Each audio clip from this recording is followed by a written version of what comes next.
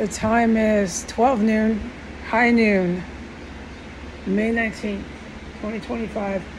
I'm tactically filming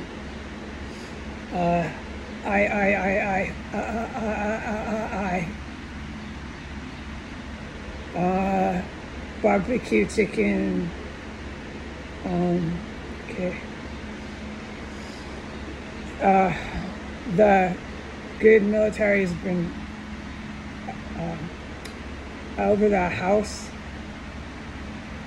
Wow, it's amazing. So, like on average, 15 minutes. And that's not allowed to talk more about what they're over the house doing, but you have to be deaf and blind. It's nonstop, 24 hours a day. So, having said that, what to say, I'm so glad they're here. I pray for, I pray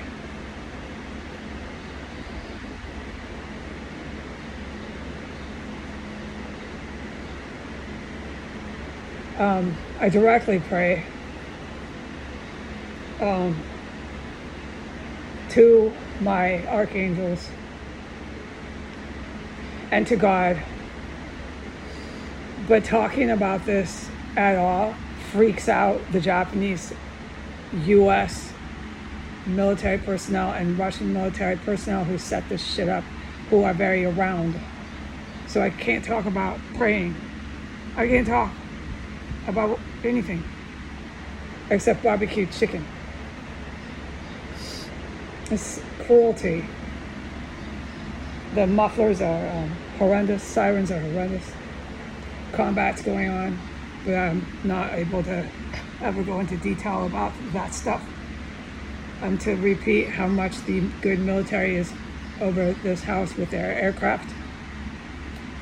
It's on average every 15 minutes, 24 hours a day is 24 hours a day, folks. And it's been going so many days, at least a couple of weeks, but intense. Oh, Lord. Intense the last 5 days. Just, wow, I'm so grateful to God. God is really real, and it is okay for me to say that. I concretely know angels pray. They pray outdoors. See, now I can't talk about this. I can, but it's honestly not advised right now because the very people who are freaked out by this stuff that I talk about, it's not advised. It's not the crack addicts, crystal meth addicts. It's the evil military, okay, writ large, that set this shit up. It's because of how I keep walking through all these poisonous gases. And then I always report the trail of dead bodies. It's horrific. It's horrific to experience, and part of why I stutter. But you're not supposed to do that. And so they're pretty bugged out by me. They know what they're using, and so do the good guys, and they know I'm walking around making barbecue chicken afterwards. So, praise God. Praise God, okay? Praise God. And I'm not going to be afraid to say it. I do have fear here, yeah. It's been really frightening, and I'm not afraid to talk about how I was scared. It's part of what happens. It's natural to feel that way. Doesn't mean I let it take over me. There's times I was hysterical. You're going to react to fear the way you react to fear. You just keep praying, and to be, unable to talk about prayer is exactly what Satan's doing. He only operates through his people, his human beings on the planet.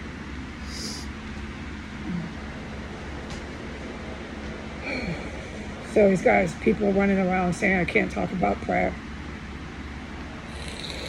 Because who's really afraid? It's them. And why are they afraid? Because I'm walking through their weapons of mass destruction.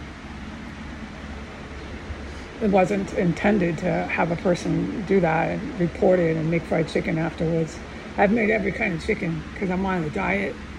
You know, I got guidance in prayer to eat certain foods to cohabitate with their biochemical warfare that they unleashed in the Capitol. And they're just fully, in every way, completely afraid of that. That's the ones that really are afraid, trying to say I can't talk about prayer. So angels pray. They like to pray outside. And talk about that another time. Angels have wings, some of them, like you guys like to say in the religious text. All your religious texts going back to before Christianity are correct in that. But there's 13 species of angels. Some don't have wings. You want to hear more? I don't want to tell you. I don't want to tell you.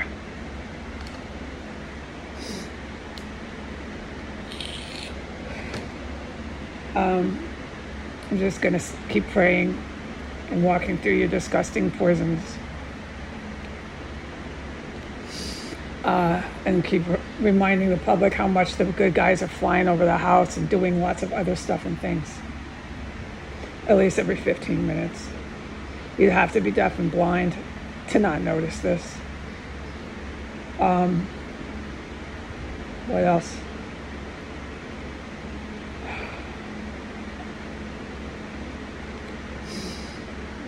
When I wake up, I pray for the men and women in the military who are defending their countries and defending the United States. They're the first I pray for. Then I pray for myself. Because the way that the words come out of my mouth, it sounds like I say I too much, because you're right, I do, but it's from being traumatized. It doesn't mean that I only talk about myself. In this situation, what I can say is so forbidden. Everything's forbidden, so I end up only really talking about myself or barbecue chicken. I hope that people noticed that.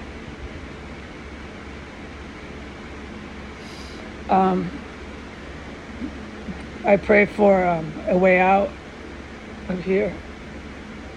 And if I get it, I go to Philadelphia. That's solid. And I go to Alcoholics Anonymous. I'm putting myself out there. I don't talk about this, get on YouTube and talk about this when you go. That's forbidden.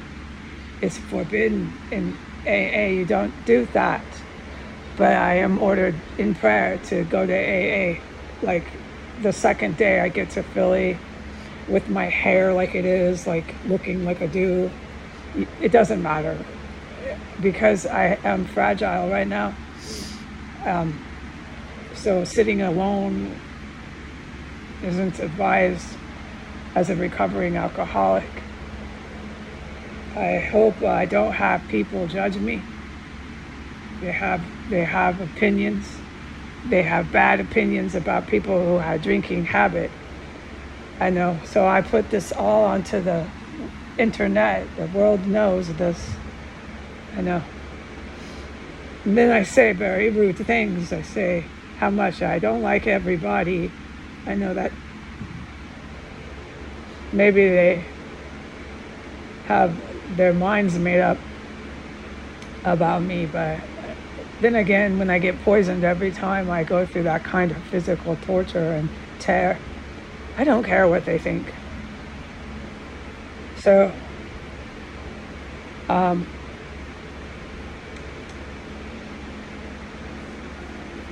think the best solution for me when the day comes that I get to run away from this terrorist cell, I run to Philadelphia, and then I run right into AA meeting the next day.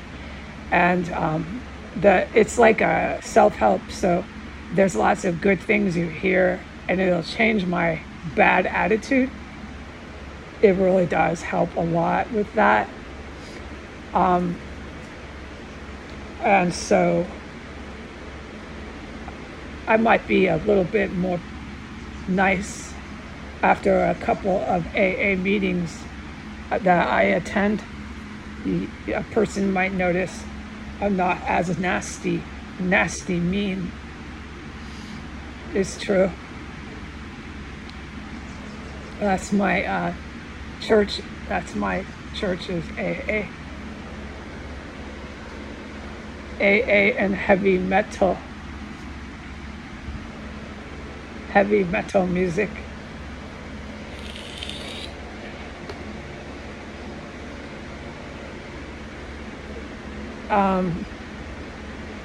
Okay, chat's here. So do the barbecue chicken with the bread, the glistening corn with butter. Yeah.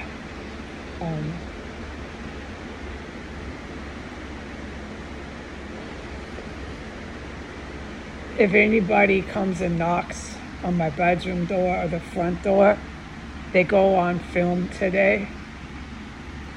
It's more federal law enforcement. They're Pakistani Arabic men.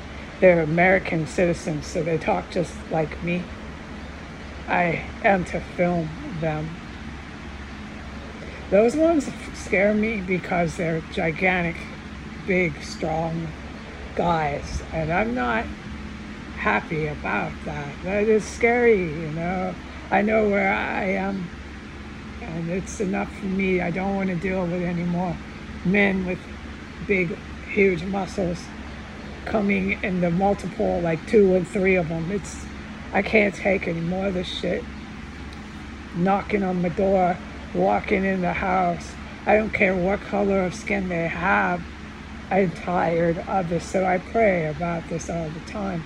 Just let me run away, Jesus. Let me get away, to run away from these men. Well, they're not coming because they're so big. They're really big. They're tall as me and taller and big. I don't want this anymore. I really don't. But all I have is my camera, so I will film them.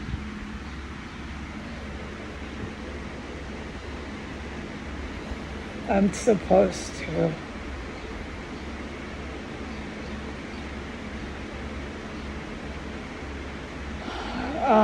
So some angels have wings. You're right about that. Some don't. There's more. I could say lots more about the other angels, you want to call it that, but I don't feel like it. And they pray, like to pray outside. They pray straight to God, just like you pray here. But they don't need a church. You don't need one either. Look what they did to the churches. You know, it doesn't surprise the angels. What you're doing in your churches, it doesn't even affect any of the angels. God, who they pray to, who created the angels, is way bigger than you and whatever the heck you think you're doing in your church. You know, they take the cross of God. The cross is cool. The cross and the ankh are very nice and good things. But they take the cross and they burn it and they commit murder on very innocent people who are black.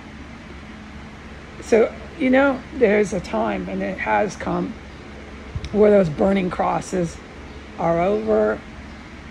All your churches that you dreamed these beliefs about God inside of those churches, God told you to burn a cross and go commit murder on a black kid dressed up in some sort of white cape. It's over. You can't stop it. God is greater. You go to hell. It doesn't matter what you think. All your demons that you worship are cast off the earth. There ain't none of them. Satan's hiding behind them. Satan's the most scared of them all. It's the order. That's how things work. He's the most terrified.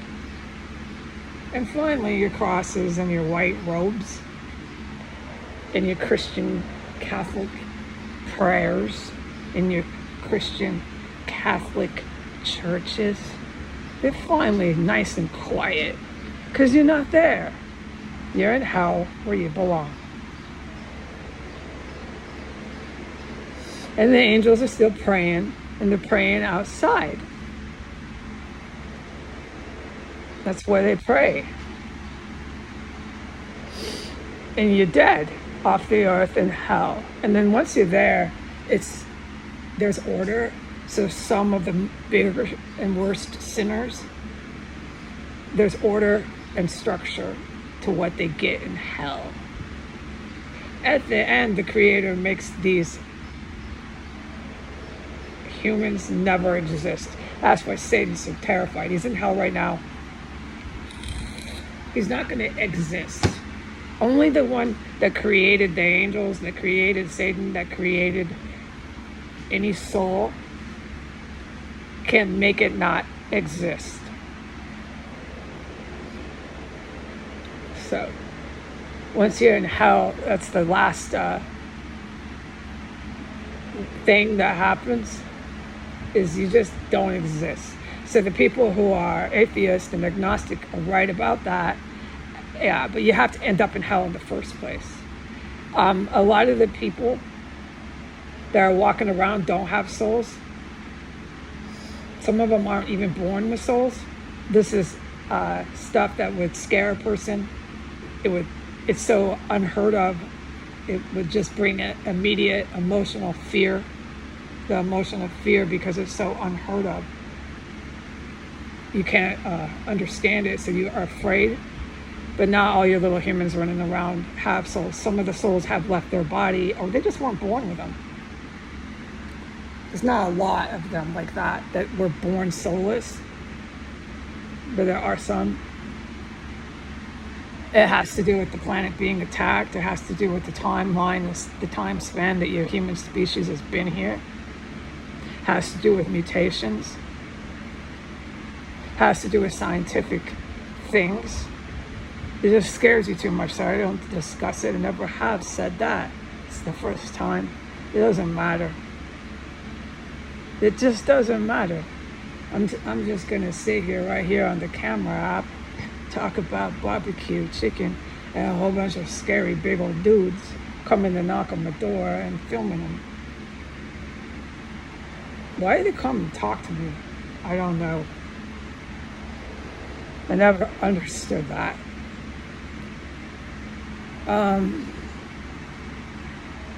So back to Philly, this is what I'd like to do. And then the first day, I obviously can't run off to AA. Second day, I've got no choice about it. It's like that day that I said to Jesus, I said, please let me skip the meeting. I wanted to drink. He made me keep walking to the meeting. It changed the course of the rest of my life. I praise God for that day. So it's exactly the same thing. He is making me go. I have to go with my hair like this, looking the way I do, just crawl into the meeting. You don't have to talk, Heidi, just sit there. And I have to go every day for 6 months. And then after 6 months, I check back in with Jesus in prayer and meditation. And maybe I can lighten my schedule up. Maybe not. I might have to keep going for an entire year every day. It's just, I've got to do that. You've got to schedule the time, if you're someone like me, that hour a day. It changes your life. You find a meeting where there's not a lot of really sick humans that are just no good, and I don't have to sit through a meeting like that. You find a meeting where there's just people just like you.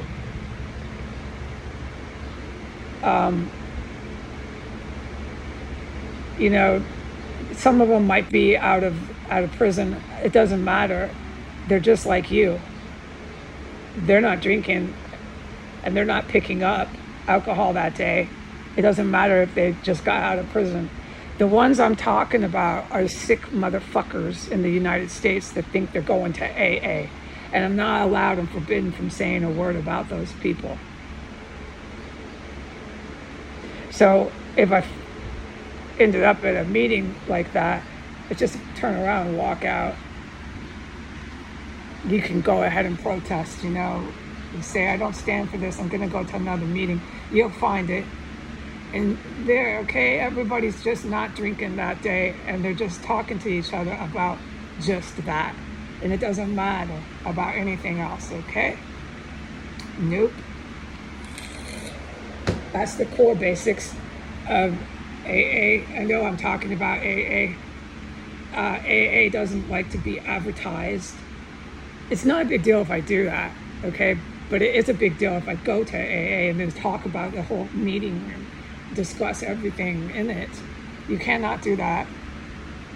If I want to tell the world that AA saved my life, I will, and it did. It took a lot of time, it took about 10 years. I kept coming back to the meetings. And then finally it happened around 35 years old. I finally actually did it. I couldn't, Jesus made me go to that meeting that day. I didn't want to do it that day. I wanted to go back out. So it's in everybody's time, like when they're ready. Some people don't live through it. They drink themselves to death. So that's how serious it is. So I'm really lucky that I didn't. Anything could have happened, when you're in a blackout and you're that intoxicated. Yeah, so I'm really lucky, okay? And I made it back. I made it back to the meeting, and he made me walk that day, Jesus did. He said, no, you're not going to go back out. You're walking to the meeting. You're going to get to that meeting. You're not going to walk to the store and get more beer. Because that's exactly what I wanted to do. I know where I was. I remember everything. I was close to the store. I didn't want to be sober. I wanted to get drunk again. It seemed too hard. I just went because a power greater than myself, they talk about that there, made me go. And it wasn't easy. It took a couple more months of that kind of obsession to finally stop. And then after a couple years, I was starting to transform. And then 5 years, it took 5 years, I felt like I had been cured. And by year 5, I was already working with the Special Forces and involved in combat and on the field. I was on the field. Okay, so then by year 6 or something, I lose count. Anyways, I have so many years sober. I've been in this terrorist compound for 5 of my sobriety years. So when I get out, God willing, I run to Philly. That is why he's saying, you're literally going to a meeting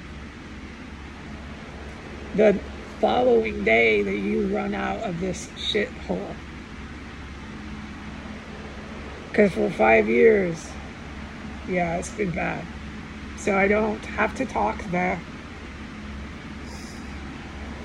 I don't have to say, hi, I'm this or that. Just sit there, because my hair is going to look really bad. I wear a hat, always in a fucking hat. I want out of the stupid baseball hat. My skin's all rashed out. My eyes, my face looks like, oh shit. But I'm just going to go. They'll probably think I'm fucking detoxing. I'm not detoxing, actually.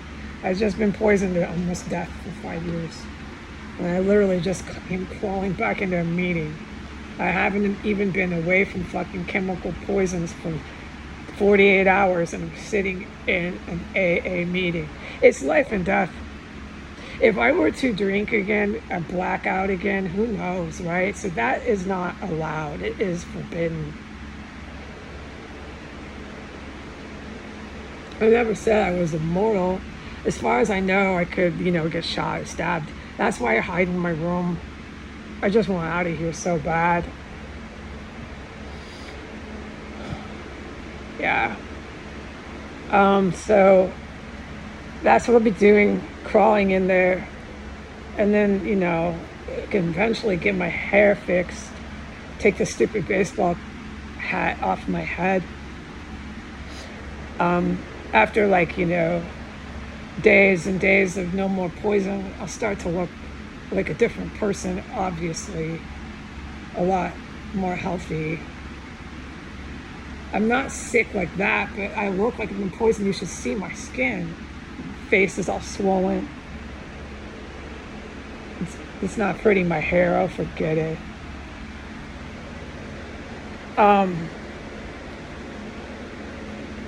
Just pray to God I can just run away. It's not too far, Philly. It seems like a decent escape route.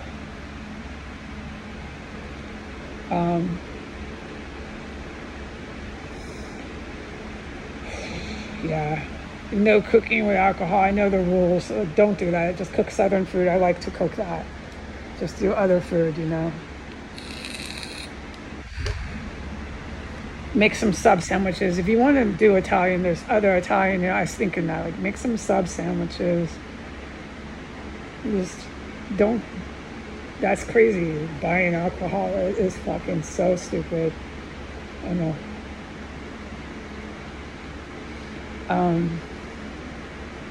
Barbecue chicken later today. I'm doing what I can. This is absolutely horrifying here.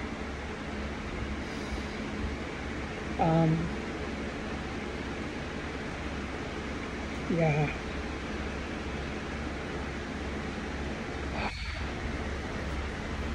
I am out of ideas of the stuff to chat about, limited. You can't say anything ever.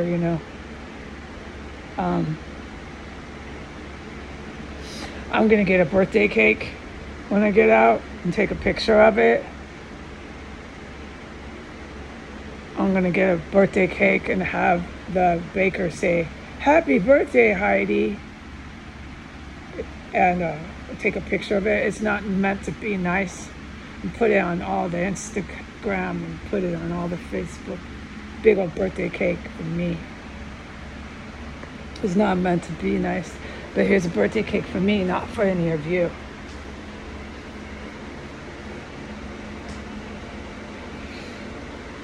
Birthday cake. And then I'm going to get another birthday cake when I'm done with that. It's going to be ice cream birthday cake. I'm going to take a picture of that. Just, you can look at birthday cakes. And you can know I'm sober, and these fucking tyrants never took my sobriety. No, it's the one thing they couldn't snatch. They steal and rob from everybody. I didn't take that. You can't take that. That's up to me. Okay, I'm gonna go. I'm not gonna title this. If I could, I'd put "Happy Birthday, Heidi" in the title. Bye.